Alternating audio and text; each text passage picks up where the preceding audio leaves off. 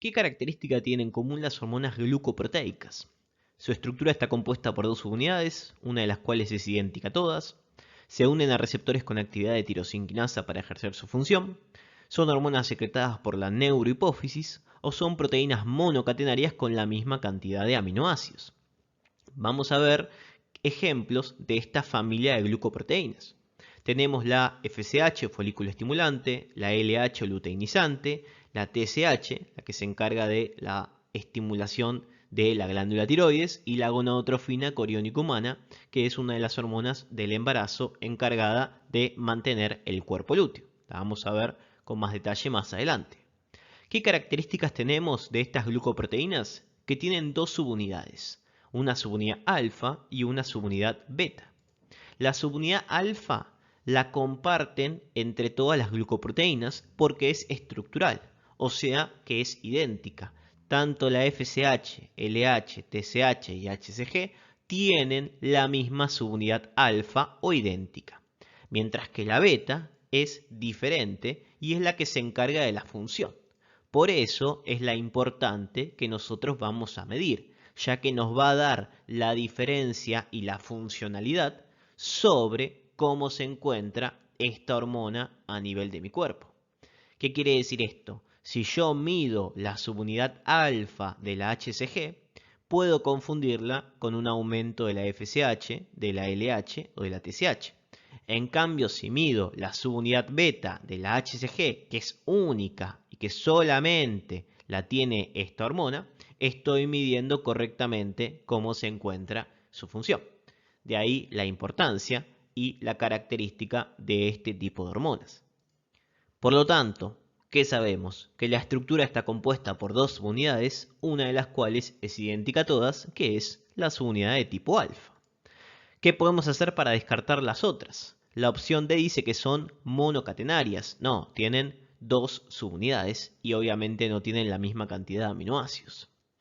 ¿Qué pasa con la opción C? Dice que son secretadas por la neurohipófisis. La neurohipófisis va a secretar ADH y oxitocina, que se formaban en el hipotálamo y se almacenaban en la neuro.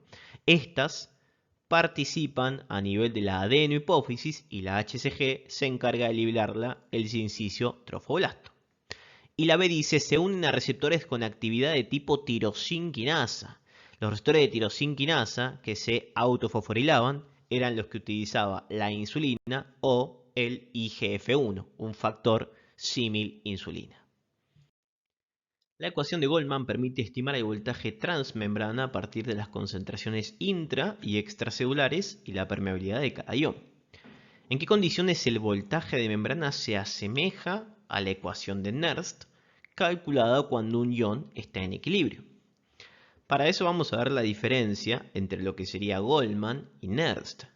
La ecuación de Nernst se encarga de evaluar una membrana permeable a un solo ion.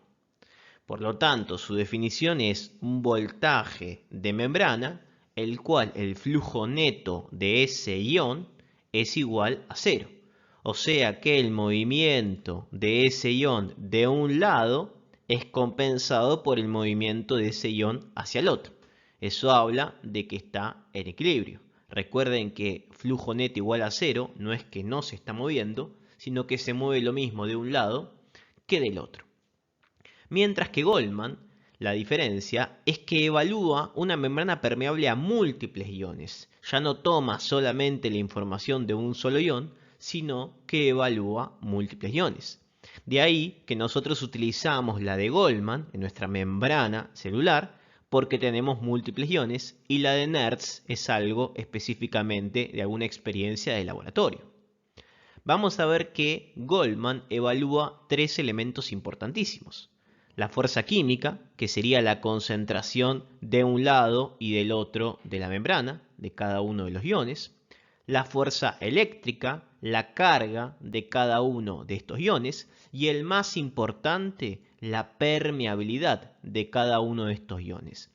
¿Y por qué la permeabilidad es lo más importante? Porque el elemento que tenga mayor permeabilidad va a ser el que predomine o se parezca mucho más a su potencial de membrana de Nernst. ¿Por qué quiero decir esto? que si es mucho más permeable a un ion, se va a mover mucho más ese ion que otro y se va a acercar mucho más a ese equilibrio para ese ion. ¿Qué es lo que pasa normalmente en nuestra célula? En el cual nosotros tenemos mucha más permeabilidad al potasio y por eso el potencial de membrana en reposo se parece, entre comillas, al NERS del potasio. Por lo tanto, ¿en qué condición el voltaje de membrana, en la ecuación de Goldman, se parece a una ecuación de Nernst? Cuando la permeabilidad de un ion es significativamente mayor que la de los otros iones, que es lo que pasa con el potasio.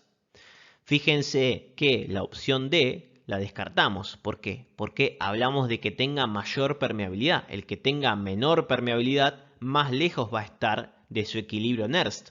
¿Por qué? Porque se muere de ganas de llegar a su equilibrio, pero no lo puede hacer porque la movilización a través de la membrana es mucho menor.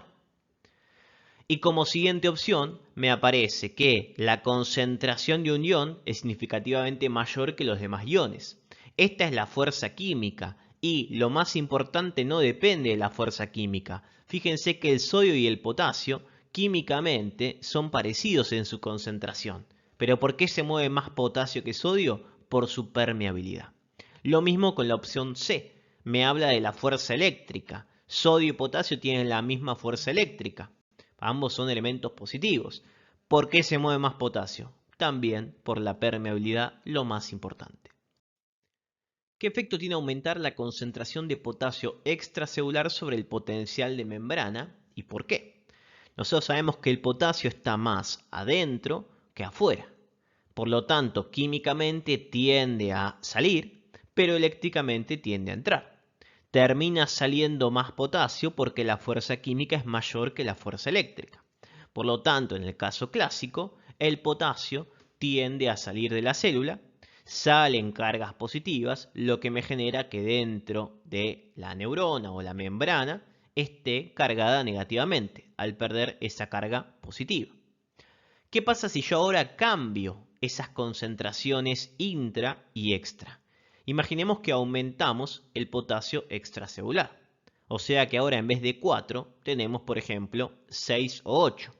Ojo, aumentar el potasio extracelular no es que ahora hay 150 acá y 4 acá, sino que sigue habiendo 135 intra y ahora hay un poco más extra, pero sigue habiendo más adentro que afuera. Si sigue habiendo más adentro que afuera, ¿qué va a pasar? La fuerza química va a seguir siendo de salida, pero no es tan grande como antes. Sigue saliendo potasio, pero sale menos potasio por su fuerza química. Si sale menos potasio, ¿qué va a pasar? Ese potasio se me empieza a quedar adentro y como se me está quedando adentro y tiene carga positiva, ¿qué va a hacer con la célula? La va a hacer un poco más positiva. O sea que está despolarizando la célula. Fíjese entonces que si el equilibrio del potasio es menos 90, ahora está saliendo menos potasio de la célula, el equilibrio nuevo al cambiar las concentraciones, acuérdense que el NERS dependía de las concentraciones de los iones y de su carga, ahora ¿qué va a hacer? Y va a ser mucho más positivo, por ejemplo, menos 70. Fíjense, ¿por qué positivo? Porque yo estoy yendo de menos 90 a menos 70. Se está despolarizando o están ingresando o quedándose en el sistema cargas positivas. Por lo tanto, tiene un efecto despolarizante porque el potencial de equilibrio del potasio se hace más positivo. Ahora, al salir menos potasio, se me quedan esas cargas positivas y el NERS va a ser mucho más positivo. No tiene efecto hiperpolarizante, fíjense que se produce la despolarización de la célula y sí tiene un efecto. Acuérdense que la permeabilidad no está cambiando, porque yo lo que estoy haciendo es modificar las concentraciones, pero ahora va a haber otro movimiento iónico diferencial al cambiar esas concentraciones. Por eso se me produce la despolarización.